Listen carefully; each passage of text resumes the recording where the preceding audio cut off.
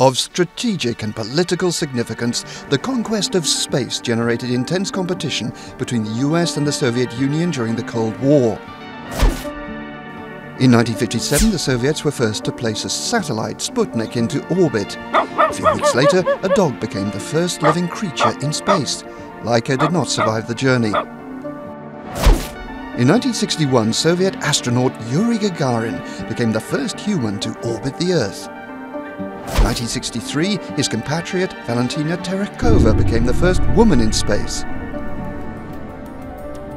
In 1969, the Apollo 11 mission made it possible for Neil Armstrong and Buzz Aldrin to walk on the moon.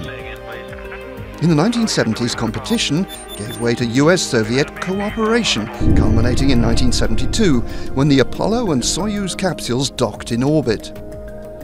In those days, man was also dreaming of Mars.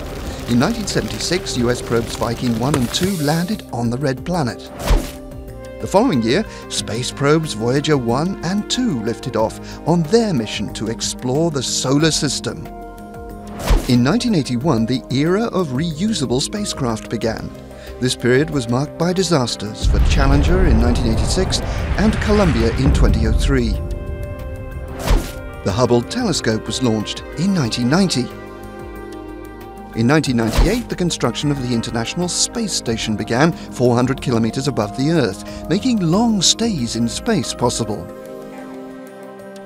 In 2001, space was no longer the preserve of defense and science.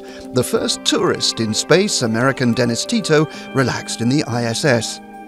Since the start of this century, new private companies have shaken up the space industry. SpaceX and Blue Origin are developing reusable spacecraft to return to the Moon and, one day, Mars.